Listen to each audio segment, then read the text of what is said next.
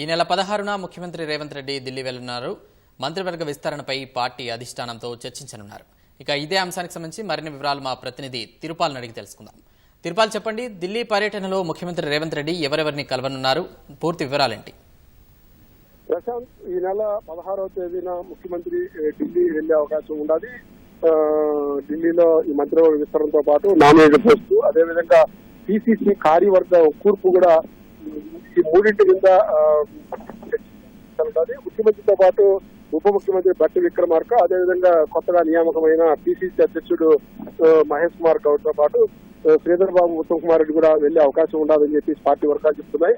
అయితే ప్రధానంగా చాలా కాలంగా మంత్రివర్గ విస్తరణకు సంబంధించి ఏఐసిసిలో చర్చ కొనసాగుతోంది. అయితే సామాజిక సమీకరణాలు, సామాజిక సమతుల్యత రాకపోవడంతో, ఏకాభిప్రాయానికి వచ్చే అవకాశం లేకపోవడంతో ఎప్పటికప్పుడు వాయిదా పడతా వస్తుంది.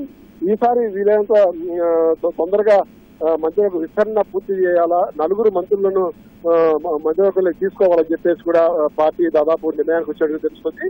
ఇందులో సుదర్శన్ రెడ్డి, బోధన ఎమ్మెల్యే సుదర్శన్ రెడ్డికి, అదేవిధంగా వాగాటి శ్రీహరి ముదిరాజుకు ఇద్దరికి మంత్రివర్గ విస్తరణలో స్థానము తప్పదని చెప్పి పార్టీ వర్గాలు చెప్తున్నాయి. మరో ఇద్దరికి ఎవరికి ఇవ్వాలన్నది పార్టీ అధిష్టానం నిర్ణయించాల్సింది. చాలా మంది పోటీలో ఉన్నారు. ఒకవైపు ఏఐసిసి హామీ ఇచ్చిన మేరకు అటు రాజగోపాల్ రెడ్డి, అట్లా గడ్డము వివేక్ వాళ్ళు కూడా మాకు పదవులు ఇవ్వాలని అడుగుతున్నారు. మరొక వైపు మైనారిటీకి సంబంధించి, అదేవిధంగా ఇతర సామాజిక వర్గాలకు సంబంధించి కూడా మరికొంతమంది పోటీలో ఉన్నారు.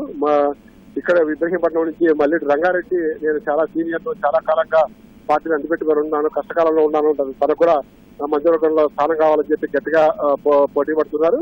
మరోవైపు పరిగి ఎమ్మెల్యే రామ్మోహన్ రెడ్డి కూడా ఈ మంత్రివర్గ విస్తరణలో తనకు స్థానం కల్పించాలని చెప్పి కోరుతున్నారు. అదేవిధంగా బీసీ సామాజిక వర్గానికి సంబంధించి మరికొంతమందికి అవకాశం ఇవ్వాలని చెప్పి చెప్తున్నారు. మొత్తానికి తీసుకుంటే 4 మాత్రమే చేయాలని చెప్పేసి భావిస్తున్న అధిష్టానం నలుగురికి, ఇద్దరికైతే కంపల్సరీగా అట్లా సుదర్శన్ రెడ్డికి, ఇట్లా శ్రీహరి ముదిరాజుకి ఇద్దరికైతే కంపల్సరీ. మిగిలిన వాళ్లకు ఏదైతే పోటీ పడుతున్నారో వాళ్ళలో ఏఐసిసి ఇచ్చిన హామీ మేరకు వాళ్ళిద్దరికి, అటు వివేక్, ఇట్లా రాజగోపాల్ రెడ్డికి ఇద్దరికి ఇస్తారా, లేకపోతే వాళ్ళిద్దరికి కాకుండా మిగిలిన మరో ఇద్దరికి, రంగారెడ్డికి, తర్వాత మిగిలిన మరో ఇద్దరికి స్థానం కల్పిస్తారన్నది స్పష్టత రావాల్సింది.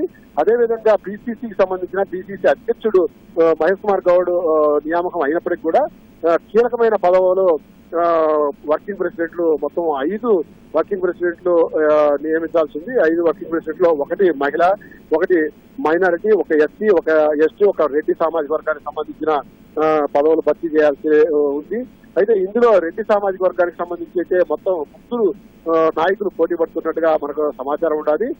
1 ఖైరతాబాద్ డిసిసి అధ్యక్షుడు రోహిన్ రెడ్డి, 2 భువనగిరి ఎంపీ చామల కిరణ్ కుమార్ రెడ్డి, అదేవిధంగా ఏఐసిసిలో ఇప్పటి వరకు ఏఐసిసి కార్యదర్శిగా కొనసాగుతున్న మాజీ ఎమ్మెల్యే వంశీచంద్ర రెడ్డి కూడా ఈ వర్కింగ్ ప్రెసిడెంట్ గా ఉండేదానికి పోటీ పడుతున్నది. ఈ ముగ్గురులో ఎవరికి రెడ్డి సామాజిక వర్గానికి సంబంధించి దక్కుతుందన్నది స్పష్టత రావాల్సింది.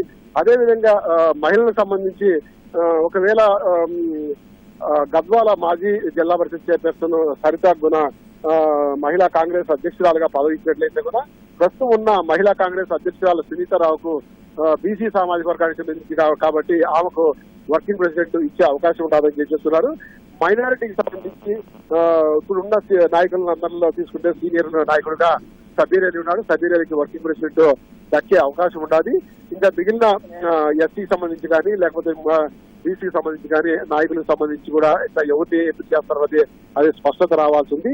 అదేవిధంగా నామినేటెడ్ పదవులు, అంటే సెప్టెంబర్ 17వ తేదీన నామినేటెడ్ పదవులు ప్రకటిస్తారని చెప్పేసి పార్టీ వర్గాల్లో జోరుగా చర్చ జరుగుతోంది. దీనికి సంబంధించి ఇప్పటికే 27 మందికి సంబంధించిన జాబితా ఒకటి సిద్ధంగా ఉండాలని చెప్పేసి పార్టీ వర్గాలు చెప్తున్నాయి. దానికి సంబంధించి కూడా సామాజిక సమీకరణాల్లో సమతుల్యత పాటించే విధంగా వాళ్ళందరికీ కూర్పు ఉంటుందని చెప్పి పార్టీ వర్గాలు చెప్తున్నప్పటికీ కూడా వాటికి సంబంధించి అధిష్టానం దగ్గర చర్చించి తుది నిర్ణయం తీసుకునేదానికి అవకాశం ఉండాలని చెప్తున్నారు. వీటన్నింటినీ దృష్టిలో పెట్టుకుని ముఖ్యమంత్రి పర్యటన కొనసాగనుంది.